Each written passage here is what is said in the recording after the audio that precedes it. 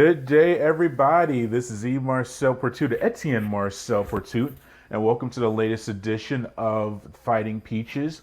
On this edition, we're going to preview Georgia State football's upcoming matchup against Marshall. We are recording this day of the game, very rare for us, but they are playing on Thursday night. We usually do these on Thursdays, and that's the way the schedule worked out. And it is October 17th, 2024. On this edition of the show, we're going to hear from Panthers head coach Dell McGee, receiver Ted Hurst, and linebacker Kevin Swint. So we'll get to each of those guys and once again preview the upcoming matchup against Marshall. As always, to follow everything that we do, go to the mothership, the sportsinquirer.net, premier site for news and notes in the world of sports. You can also go to our social media platforms on Twitter/X, Instagram and Facebook. Make sure you look us up under the Sports Inquirer or Etienne Marcel Pertut. And finally, make sure you like, share, and subscribe to our audio and video hosts, which include YouTube, SoundCloud, Spotify, and more. Thank you for once again watching and listening to this edition of Fighting Peaches. And Georgia State continues its path through Sun Belt Conference play with a road contest against Marshall tonight on October 17th. The Panthers are coming off of their home loss to Old Dominion a few days ago and are looking to get back to winning ways and get a conference win. They've lost to Old Dominion and to Georgia Southern already in Sun Belt play. A loss to Marshall would really put them in a bad position for having a winning record and reaching bowl eligibility. A difficult contest, having to turn around, go on the road. Their first really true road contest of the year. They played at Georgia Tech in the season opener, but that's within the city limits of Atlanta, where Georgia State is as well. And they've had home games and 2 bye weeks through the season so far. So very unique schedule, very different. But we were able to attend the presser and speak with players and coaches. And we'll start with the head coach, Dell McGee, and his thoughts on the contest and much more. Enjoy.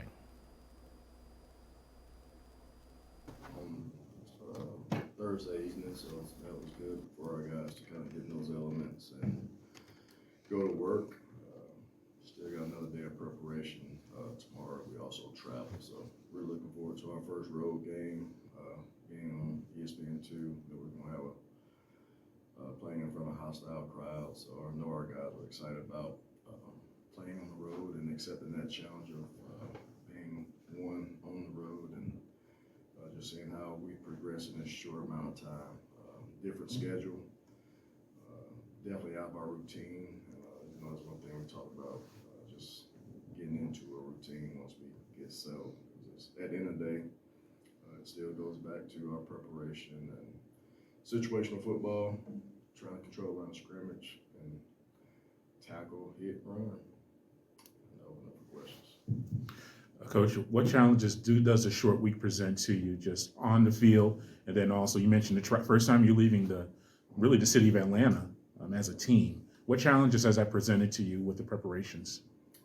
Just the short week probably is the biggest challenge, but they're dealing with the same issues. One thing, they're at home, so they'll gain a little bit of time back from not having to travel. Kind of kept everything kind of short. The game plan definitely not as expansive. So just gonna let our guys go out and play and compete and try to attack what Marshall does and have our mindset the right way and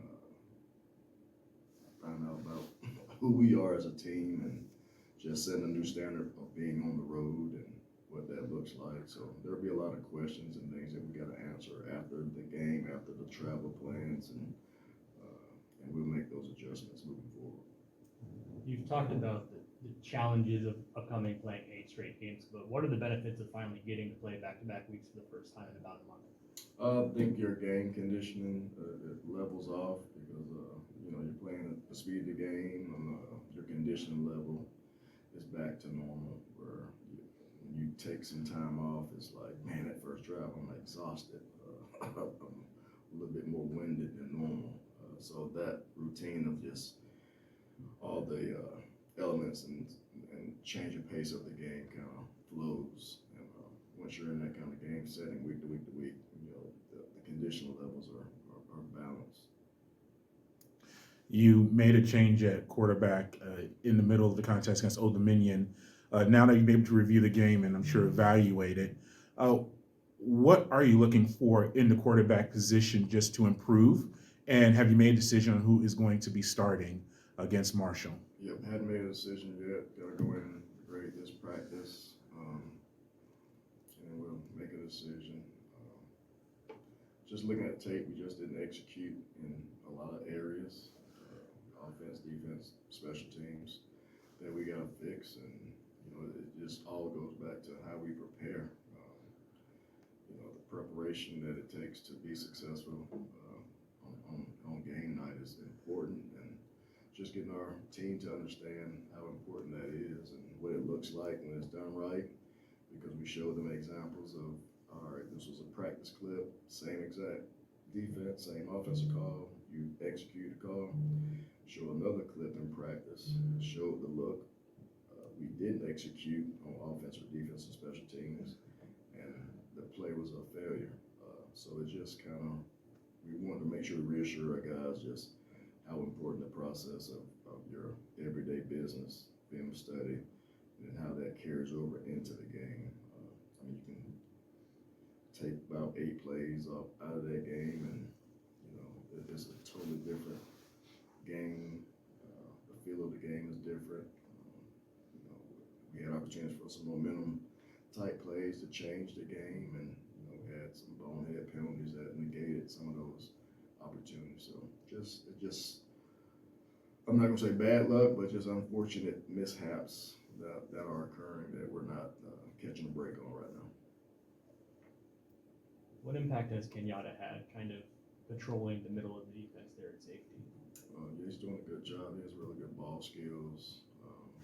Just being knowing more of the defense, and film study pays off. And same thing when you make plays, it normally comes from how you practice and prepare. And he's prepared and practiced the right way, and that's part of the reward of when you do things the right way in practice on a consistent basis. Your fruits of your labor pay off with that consistency, and that's what we got to get our entire team to buy into. Not saying they're not buying into it, it's not manufacturing itself on game day. And you've talked a couple times about playing the right guys and rotating at the defensive line. I'm wondering,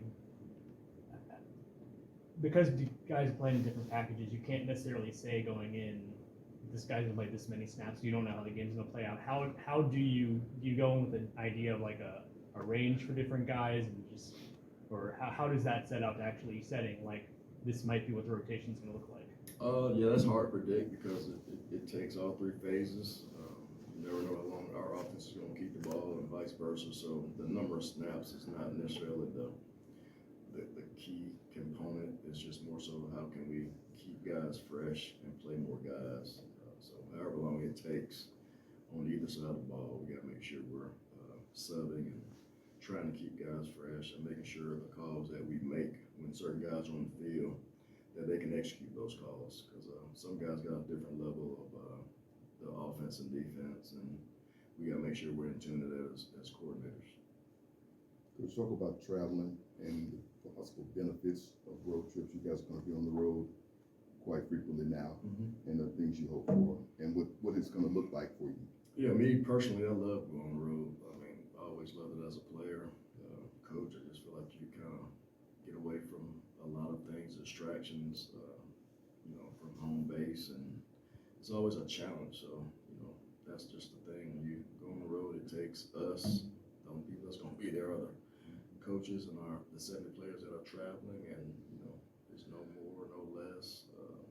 It's their fans against just us, and I just love that aspect of, going to someone's house and trying to quiet the crowd and come out with a victory. How was this team done about putting the last game in the rearview mirror and not carrying it forward? I think they do well. With that. I think some of our, people, I would say outside of football organization doesn't really understand a lot of things from an X's and O's standpoint. And, as coaches, we got to make sure that we show the guys their mistakes, how to correct those mistakes. And we did all of that on Sunday. Put that game to bed, and actually we had a little short practice on Sunday evening to kind of start introducing what Marshall did in the kicking game and on offense and defense. But I think our guys do an outstanding job of kind of moving on to the next game, the next moment. And we always remind them that these moments don't carry over. You got to create new moments, be where your feet are at the time, and that's what we got to do. We got to lock into a task at hand, and once that play's over, you got to move on to the next play, live in that moment, and just play football from there. How is Marshall going to challenge you guys on both sides of the ball? Yeah, they got a very good offense. Got two quarterbacks that can run, which has kind of been our Achilles heel. So they make you defend and have great eye discipline and who has your quarterback, because both quarterbacks can beat you with their legs and both have arm talent. They got really good receivers on offense. All of their O-linemen are 305 plus pounds, so they have a real O-line for size is concerned. Tailbacks 210, the other tailbacks are very serviceable and run the football very hard, and they're elusive, so they got a complement of players on offense, and they're doing a good job scoring points. So we just got to make sure, not so much a tempo team like we've seen out of the last couple of weeks. They will mix in a little tempo when they get an explosive play, but they're really not a tempo type team. So they do a good job of just executing and bringing in different personnel groupings, and we'll see both quarterbacks because they have a plan for both when they do come into the game. Defensively, they're really big up front on the D-line. Same thing. They got 6 305 plus pound guys on the interior. I think they got one of the best defensive ends in the country. Number 15, I don't know his name, but he's a very good player. He's a good pass rush. He pursues the football, so he definitely has our attention. And then they got really good corners and safety guys. So we got a good football team. Coach Upton's done an outstanding job this year of getting those guys to play. I know they kind of shot themselves in the foot. Watched that game, and George Southern took advantage of the mistakes that they made in that fourth quarter. So. All right, and that was Georgia State football head coach Dell McGee discussing the contest and the upcoming contest against Marshall. Let's go ahead and get to wide receiver / tight end Ted Hurst as he discusses the contest and preparing on a short week. It is now on a short week. Where's the team's mentality at getting ready for Thursday? Refocusing, going back to the drawing board, just making sure we can execute small things, like looking over the film from the last previous game and trying to build off that. How is it handling possibly seeing two quarterbacks? We've had Christian playing the majority of the season, but now Zach got some time. How do you handle it as a receiver, just getting acclimated to potentially seeing both guys in the game? Just personally not worrying about that piece of anything. Just going out there, being myself, doing what I got to do for the team, because everybody has a job. Looking forward to your first road trip? What about it? I actually hate being on the road, but it's something you got to deal with. You feel me? Just going somebody else's atmosphere. You hate being on the road? Yes. Because Coach McGee was just saying he loves road trips. Okay. The thing about the road trips is I just don't like being in the car for a long time. But we're in the air, so it's gonna be that one for real. What challenges does a short week bring to you physically and just mentally, as far as getting off of your normal routine of playing on Saturdays? The time is an important piece. So just having to pick up faster than usual, or like less film hours, or less less time to like really focus on like what's going on for real, and You just gotta dial into what's like going on at a now moment for real. I know about physically. Have you had to change your physical preparations as opposed to other games this year so far? Oh no, sir. Just keeping it routine for real. Coach said you guys had a meeting, Sunday, you basically got to turn the page on Saturday. You feel like you guys have been able to turn that page? Yeah, definitely. I feel like everybody's really refocusing and they're ready to play. Honestly. How much of talk about not that much practice time kind of changed the routine? How much of this ends up being kind of player led, like you guys all kind of locking it together? Yeah, definitely. Guys on the sideline, like after the play, making sure people transition, like holding people accountable of the things that stand out in the game that we're not executing. Coach mentioned the game plan may be a little bit simpler. I know you're not going to give us specifics, but with the short week, have you noticed that maybe it's kind of more of a back to basics type of approach to this game? Yes, sir. Everything we didn't seen before previously, so it's like it's not too much of a switch up for real. All right, and that was Ted Hurst discussing the contest, playing on a short week. And I should have mentioned earlier when recapping Coach McGee's comments. Obviously, the big thing is quarterback position. We had Christian Aveyer. He was the starting quarterback, or has been the starting quarterback since the start of the season. However, you saw Zach Gibson get in late in the Old Dominion contest, led them to a touchdown in his first drive. Then there was a turnover as Georgia State was trying to tie up the contest. So we'll see what happens there at QB position. You'd have to think that Christian should be back in the starting position. I would assume so, especially on a short week with preparations. But obviously the margin for error, or the leash, or however you want to say it, will be very short for Christian, because Gibson is waiting in the wings, and you saw some solid passes for Gibson in the contest against Old Dominion. A little bit of a vertical dynamic that, for the offense that has been struggling in the last few contests. So we'll see what happens there. Transition to the defensive end, we have linebacker Kevin Swint and his thoughts on the upcoming contest against Marshall. 2 straight losses, but get a chance to go out on a short week on Thursday. We're very excited. For the opportunity to come out and show some improvement. Fix the things that we've been harping on over these past 3 weeks actually, and just doing the small things right so we can come out with a win. Obviously, you probably never want to play on a short week, but playing 2 straight weeks for the first time in about a month, how is that going to help you guys kind of coalesce on the field? Yeah, I think it'll be good for us to get some morale going, some extra chemistry going, and getting a groove of things. We've been kind of on and off the first couple of 4 games of the season, so kind of getting in the groove and finding our pace. How have your preparations changed with a short week, physically and mentally, film and otherwise, just getting ready for this contest? Yeah, so most definitely we cut down on the physical part, but we're still there, maximizing the mental part of the game and trying to make sure we're on point, with the mental aspect of keys and whatnot. So kind of taking a deloading off the body. I guess last couple of weeks, cutting down on some of the explosive plays you're giving up, and last week you only gave up 21 as a defense.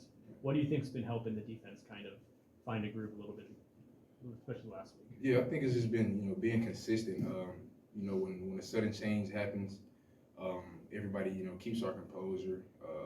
We stay collected as a whole group, and just taking one down at a time and one play at a time, and eventually we'll get off the field, or if at worst force a field goal.